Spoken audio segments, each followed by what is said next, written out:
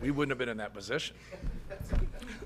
We'll just take questions for head coach Matt Painter. Brian. Just to get out of the way, can you just explain that turnover? The inbound. Oh, the inbound, Brouhaha. yeah. So what I said to him, and I said, are we redoing this play? And the time was different. And so I'm looking at our players to make sure they're lined up to go where they're supposed to go on the second one. So to me, if we're redoing this, we can still run the base and throw the ball on the baseline. So that was my error, because that's a vague question. Instead of saying, hey, can we run here? Can we pass it? You know, but the time was different. But in the process of everything, I'm not locked into the time. I'm locked into executing what we're supposed to do in press offense. And so that was my error at that time. Now, he said it to our player, hey, you have a spot. And when he says that to your spot, that should have registered there. But it's also my job to get that clarified before. I was once again looking at our guys to make sure they were lined up correctly for the play we called, because we were doing the same thing we had done before, if that makes any sense. Sure. Obviously, not your team's best day for 30 minutes. Right. What do you take from kind of just being good enough there in the last 10? You know, you can dwell on that piece of it, and as a coach, you definitely register everything that happens, and then you try to gauge everything that we've been through. And the one thing that I think that you sometimes don't get across is just how good other players are. And I think that's the piece. Like, they were, obviously Eric Ayala's not playing. He's a great player. But like Fats Russell's a fabulous player. Dante Scott, had 25 at Ohio State.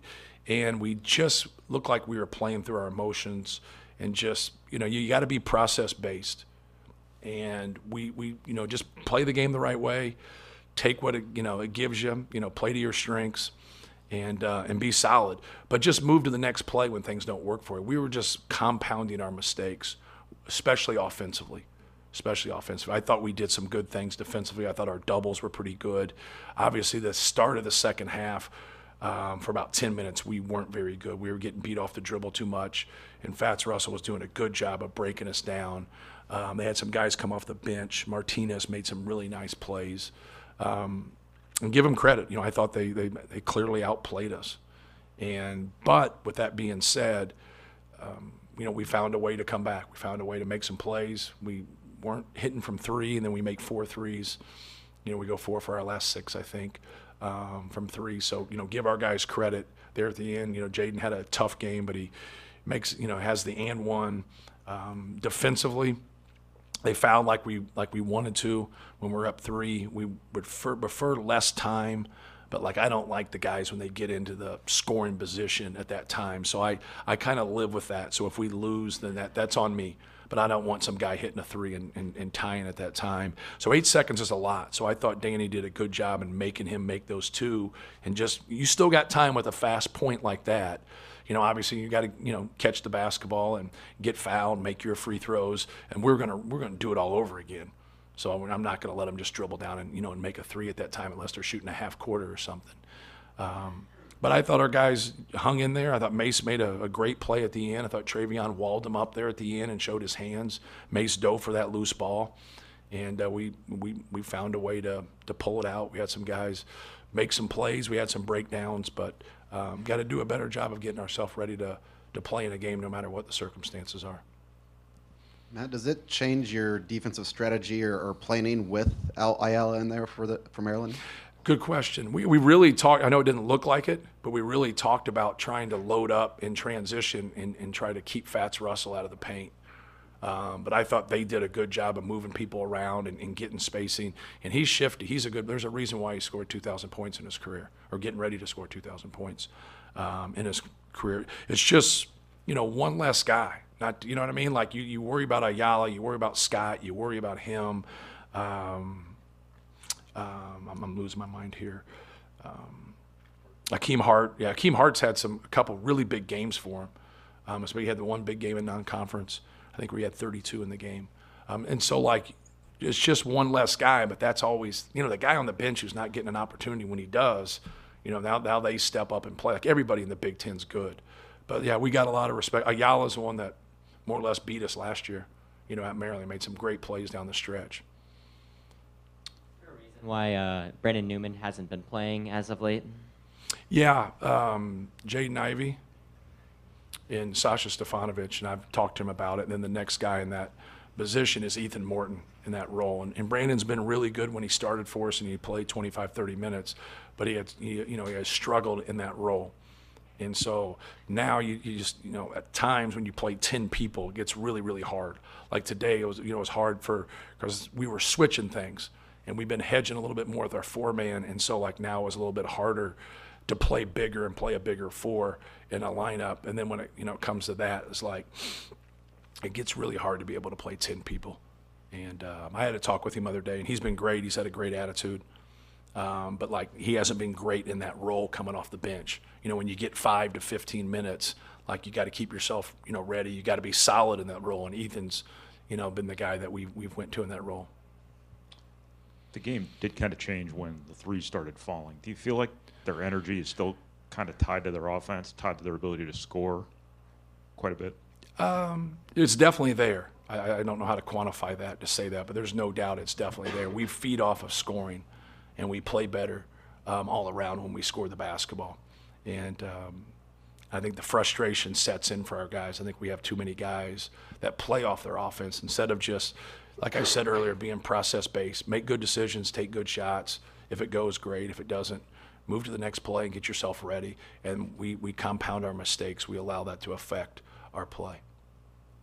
It seemed like Zach was making like a concerted effort to not foul early in the game today. He didn't have any fouls in the first half. How do you think he did in that area? He did okay. Like, he gets that foul in the start of the second half where Mason, takes on the drive. Then he comes there to trap him, and he shoots in the same motion, and he gets the and one and fouls right there. But no, he did a better job. He just has to have kind of a better sense of where he is sometimes posting. We work a lot on guards coming in and stealing the ball and scraping and doubling and doing stuff.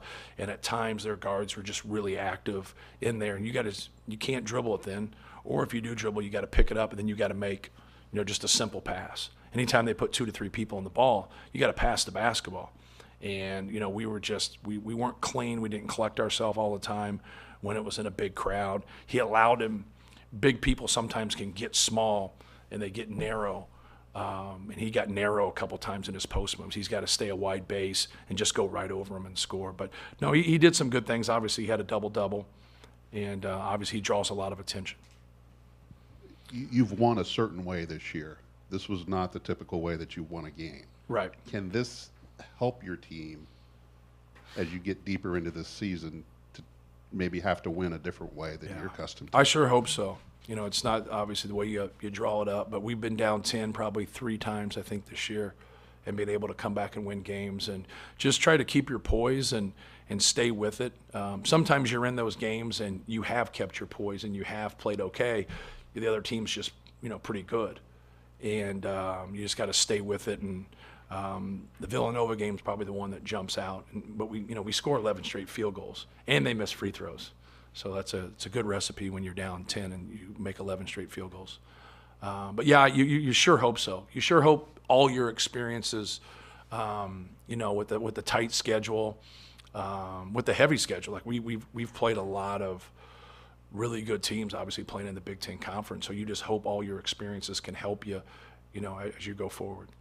Coach, you haven't struggled a lot offensively all year.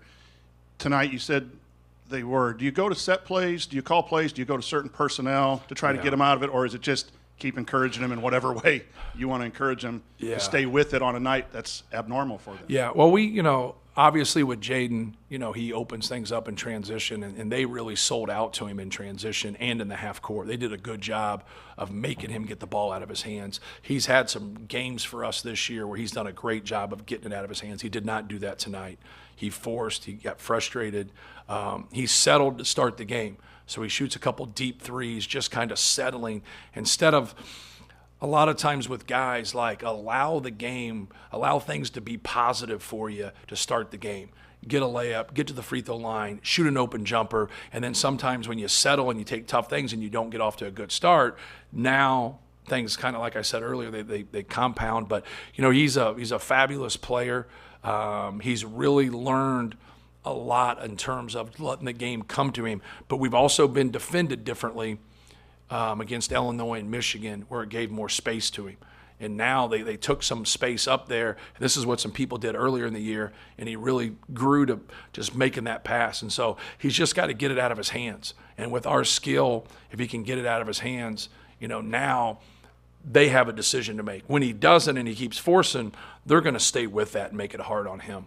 But no, he obviously doesn't have his best game of the year, one of his worst games of the year, but he still makes that and one play there at the end. That was a huge play. I mean, just a tough shot, gets fouled, makes the free throw, and that's what puts us in that position. So we're going to keep him. Even though he struggled a little bit, we're going to keep him on the bus. Like, he's been great for us. Today wasn't his day, but it's also a great time to learn. Obviously, it wasn't the first time in Trey's career he kind of carried it there to Right. the final few minutes. Did something open up for him in regards to being able to get the ball in the block and have a good matchup? Or Yeah, no, he just got it deep down there and made some really nice plays. He's traditionally he's been great in those last 4 or 5 minutes of a game. And Zach actually, got us going there when we were down. And Zach had a good 4 or 5 minute stretch, and then Travion came in and had a good 4 or 5 minute stretch.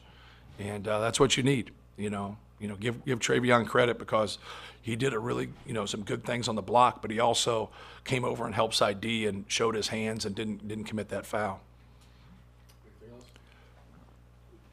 All right, thanks.